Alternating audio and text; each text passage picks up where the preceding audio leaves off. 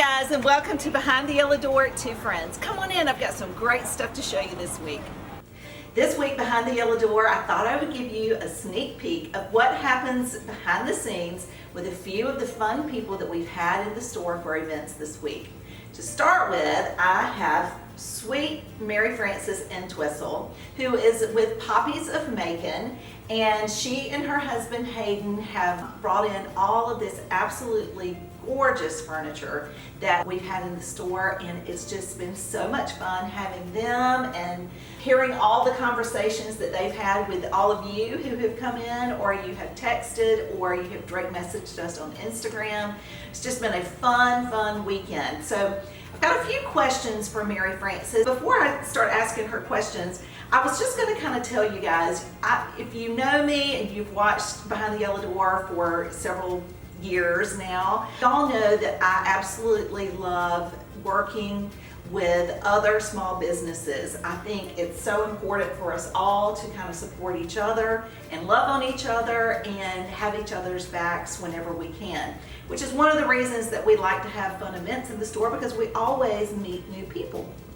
And we always learn something from them, and hopefully we've got something to share with them as well. And it's just really a fun thing. And I thought that taking this time today, we could kind of give you a glimpse of who they are so that you understand what they're all about and how they run their business and how you can support them as well.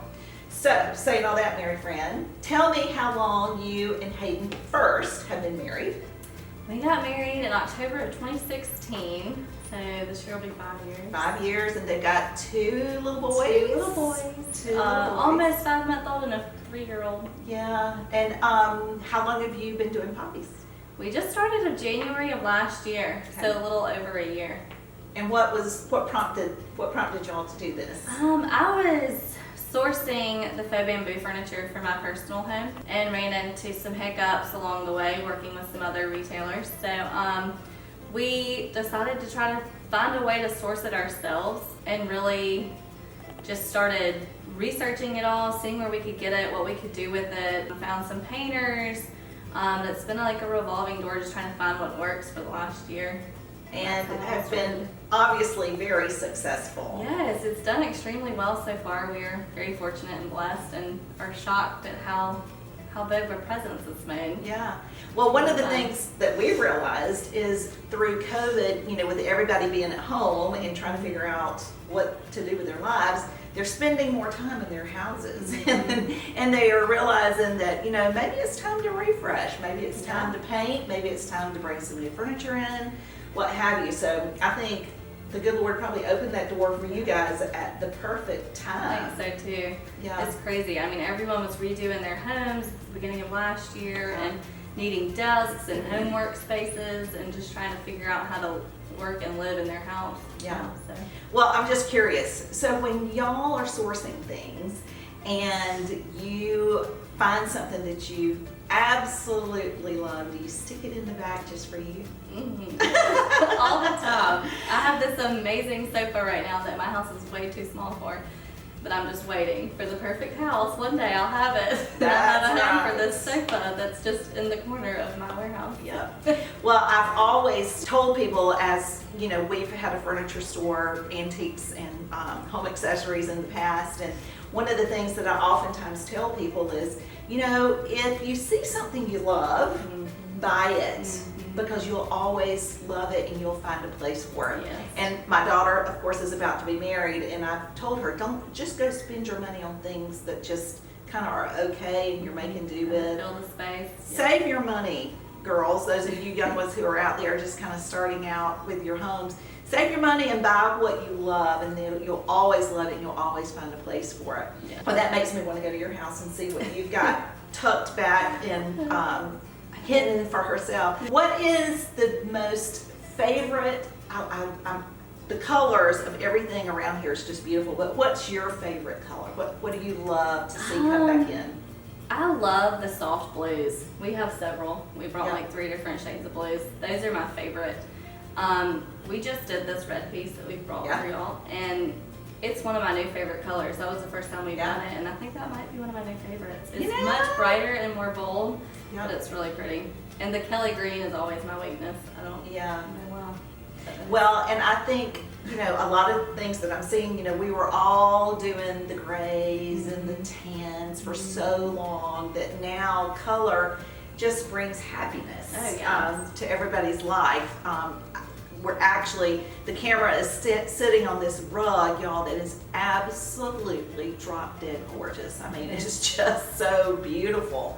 So happy. And what an easy way to bring some color into your room without having to paint the walls. I think a lot of times people think they have to paint the walls and what have you, and I'm a big advocate for just staying white.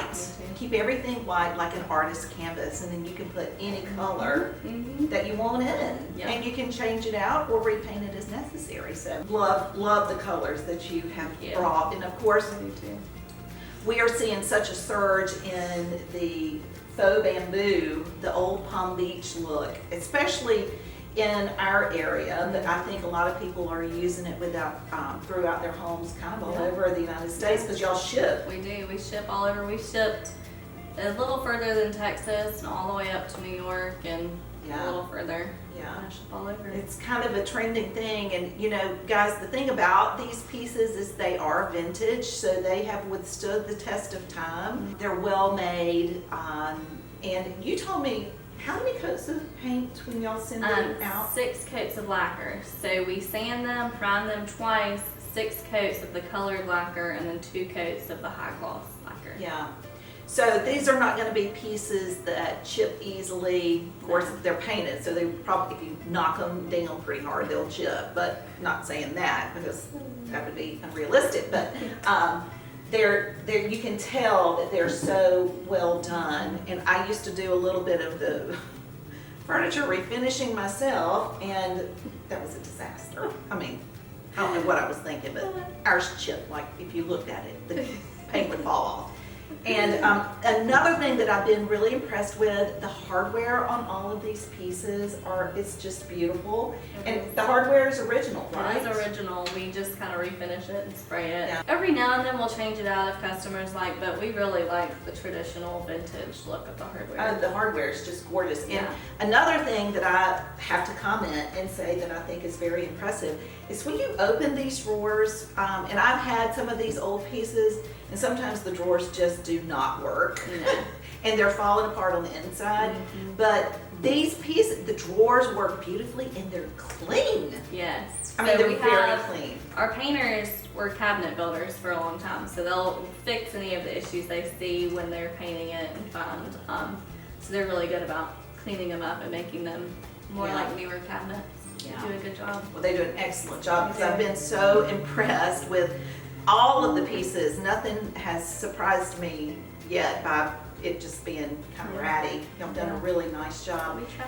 And, kind of wrap it up, y'all. I think the prices on these pieces are really good. They're not, unfortunately, they're not as good as they used to be. I know that when I started back about 6 or 7 years ago, you could find them at next to nothing. Yes. But there's a supply and demand. Yes. And we're seeing the prices kind of skyrocket with a lot of things right now. So, and there's only so many pieces out there. They're not making these pieces anymore, which They're is one of a kind. one-of-a-kind pieces. And I know you were telling me that there was that one piece that I actually wanted, that was the darker yes. one, that you had not found before. No, we've had, I think, 2 in a whole year.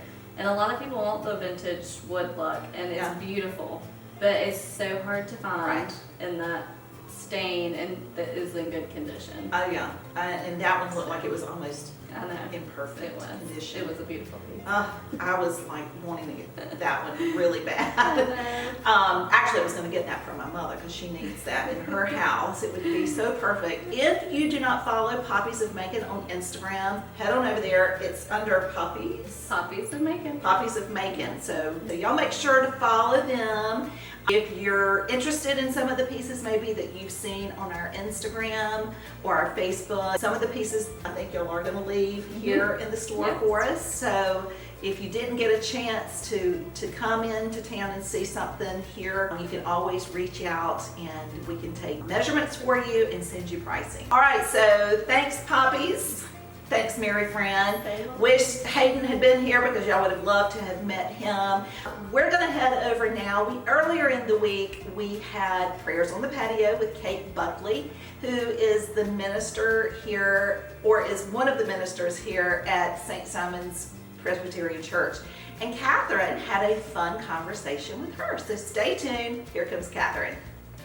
Hey guys, so we just finished our prayers on the patio session with Kate Buckley, and as always, it is such a moving experience. If you have never joined us, I encourage you to do it. You will not regret it. We just always get so much out of it. Kate has come out with a book called Bless It.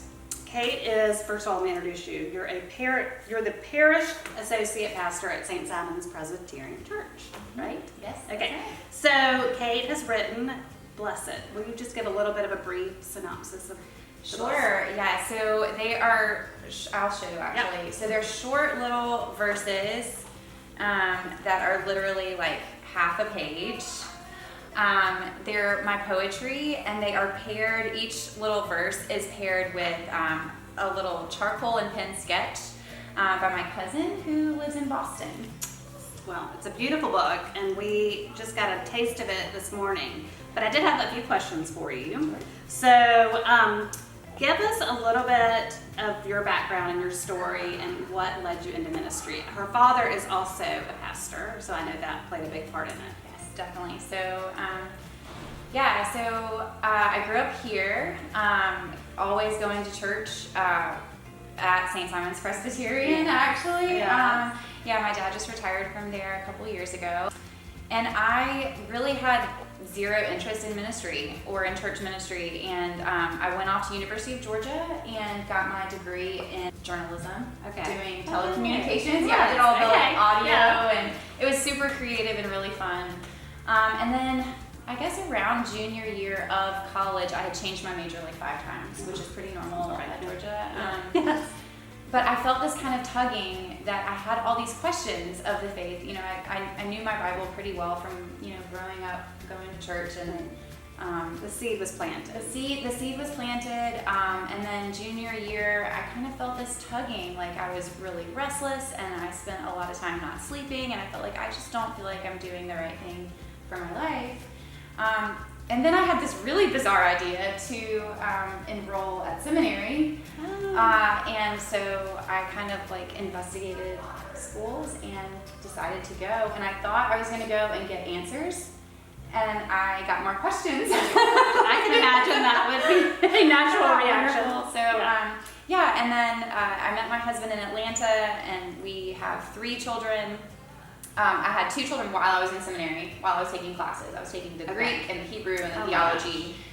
And raising babies. Newborns. No. Okay, that's a lot. Yeah, and then moved here and was full-time mom for a long time. And then when Ben got to be preschool aged, 2 part-time ministry jobs opened up in the same month around here. And I thought, this is God calling for me to dip my toes in the ministry here. So. Okay, so I know that part of how this book came about was because of COVID, because it's reflections from a pandemic. What is the biggest lesson that you came away with from the pandemic when we first entered into lockdown? Yes. So my knee jerk to that is all bets are off. Yeah. That we never know what's in store for us in life. Yeah. Sometimes it is incredibly joy-filled. Sometimes it's incredibly disorienting, which is what I would call the pandemic for sure. And I think adapting to little moments, being present in little moments, is such a grounding thing. And I started to see in the blessings that I wrote, I found that one of my things that I immediately did in the pandemic was like distract and get overly busy to kind of distract myself from not knowing what needed to happen and like where I was and what was happening. And well, and I think we all had moments of blessings and trials. Is there one that stood out for you? Like, was there a particular moment that you're like, this would not have happened had we not been completely yeah. locked down. Yeah, definitely. So like our trip, I took my children who are 10, 8, and almost 6. They were in school, and then all of a sudden they were not in school when schools closed. And so I was completely homeschooling them and trying to manage job with Zoom. Yeah. Which is, how do you do ministry online? teenagers. I still don't know how to do ministry online. I feel like we're trying, but. Yeah, we took this trip away to the mountains of Montreat, kind of in the middle of everything, and it was possible to do it because I could still they could school from online. So it was kind of a blessing that we were able to do distance learning and distance pastoring while being in the mountains and just being completely 100% present. And still is good. Still is so good. I mean, It still doesn't happen very often. it doesn't, especially in this world. So, as many of you may or may not know, Kate was also a model, and she's beautiful. And this morning we spoke a lot about brokenness and exposing our brokenness and being vulnerable in a world where we're supposed to show perfection all the time. And as a mother of teenagers, it's a constant battle for me and how to parent in this world of social media and perfection. And so how do we say it's okay to show your cracks? Because really the cracks are where the beauty is. So any advice, because you're entering into that with your kiddos. I will say I think currently it's a lot of inner work for me. It's a lot of inner, I feel pressure a lot from, I still do the commercials actually. I do. Oh, I love that! I go down to Jacksonville Production Studios once a month, and still, so I'm doing that a little bit on the side as well. But I do think from growing up in a preacher's family and being on the camera a lot, it is all about being completely put together. And we talked about that this morning, just being completely put together and not showing any flaws. And I think I want that for my life, but I'm still struggling to embody what does it look like to own my cracks and to be okay with my cracks. Because I'm definitely not posting about it on social media. No one does. And so there is definitely a danger, I feel like, to... We've set a terrible precedent for our children that we're like telling them it's not okay to show your cracks. And so as a parent right now, it's just like, it's a struggle. Yeah. It's the social media world, and we love it. I love it. But it can be a challenge. It has another side to it. It has another side to it. And I do think, so my oldest is 10, and before I know it, she's going to be a teenager. She will be, yes. But I feel like maybe something that I will strive to continue to like model for her is being honest with her when I am having a hard time. Even if I'm not honest with, my social media feed, hopefully I'm doing that in my pastoral care, and hopefully I'm doing it with her as a person, saying, I'm really sorry, I struggle with that right now. And being present. Being completely present. I think that's the key. And it's hard in a world of distraction. So I think what's beautiful about this book and what's beautiful about the pandemic really is that it's taught us to not be so distracted. We were forced to get still, and there's a real appreciation for that, I think. And I think things like Blessed came out of that. So y'all, it was such a treat this morning. Again, when we do it, please come. You will be so blessed. And last question, do you have plans to write another book? Not in 2021. Okay. Well, it is a little bit as soon as I say what my plan is, it's all. Let us know. It's off. Okay. Okay. Thank you. Come back. Promise you'll come back. I will. Okay. Thanks, y'all.